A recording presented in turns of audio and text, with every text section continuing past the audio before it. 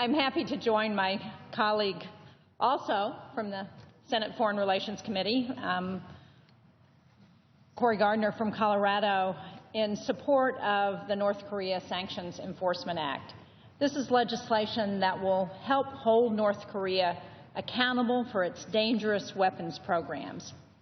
Now, I know that Senator Gardner talked about today's news on North and South Korea, and in the past month we have witnessed a string of actions by the North Korean leadership that has demonstrated their determination to advance the country's nuclear weapons and long-range ballistic missile programs. On January 6th, North Korea conducted its 4th nuclear test. Just this weekend, the country launched another long-range rocket. North Korea's goal could not be clearer or more serious. It is to place a nuclear warhead on an intercontinental ballistic missile capable of reaching the United States. Since North Korea's nuclear program was first uncovered in the mid-1980s, the United States has led the international effort to pressure the regime to abandon its nuclear activity. In large part, this pressure has come from the United States and United Nations sanctions.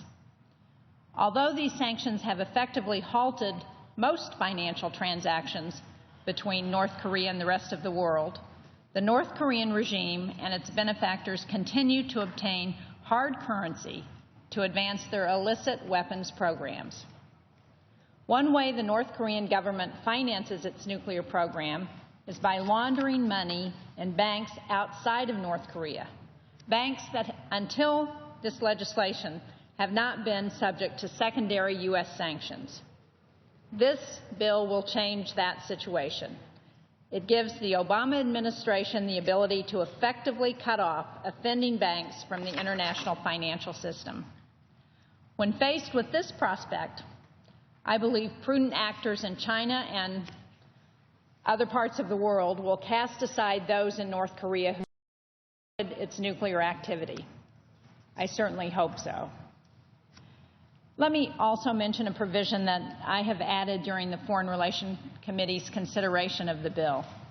It's an amendment that makes clear that the new and powerful sanctions this bill authorizes will not come at the expense of those American families still searching for their loved ones who served in the Korean War and who have never come home.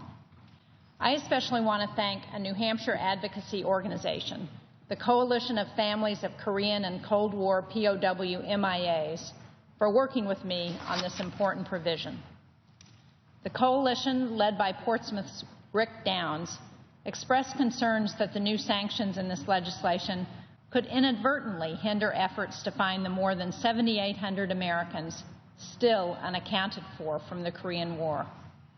Now, obviously, no one here wants to interfere with this mission, and I'm happy that this final bill explicitly exempts POW MIA accounting efforts from these new sanctions.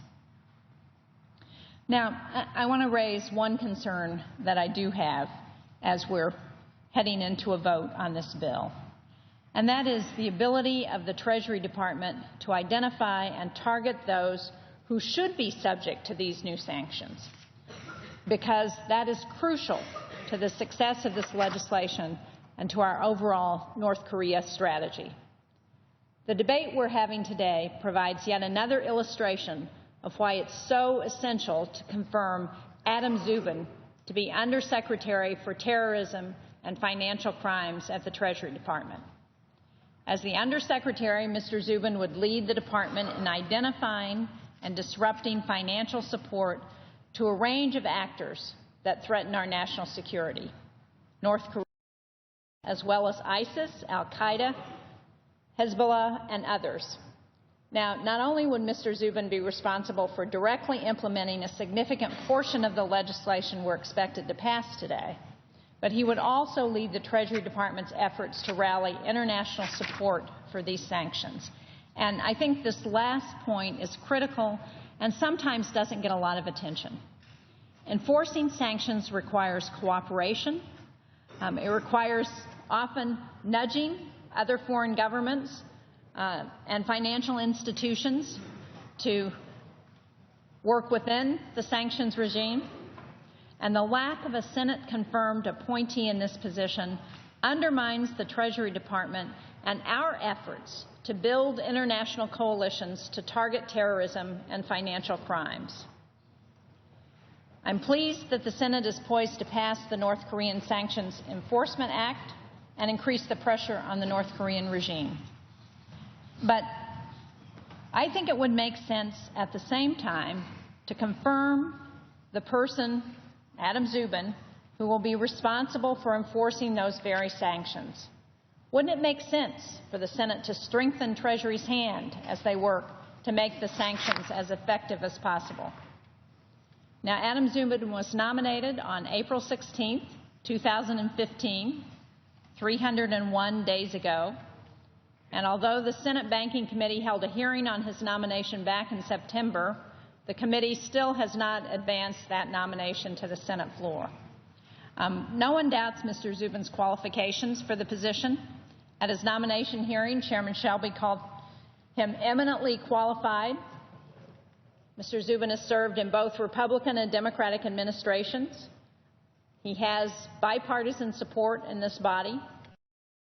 And when we're all here, Republicans and Democrats, talking about the need to increase the pressure on North Korea in order to deny Pyongyang the resources it's using to develop nuclear weapons and the missiles it needs to target the United States, shouldn't we be supporting a nominee whose job it is to do this exact work? I think the Senate needs to vote on Mr. Zubin's nomination without further delay. I know he has the support of the chairman of the Senate Foreign Relations Committee.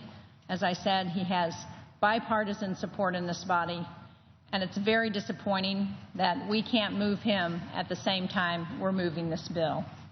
So I hope the committee will change their minds. They'll decide to take up his nomination and move it so we can ensure that the important tenets that are in this bill to help address what North Korea is doing will actually be enforced. Thank you, Mr. President. I yield the floor.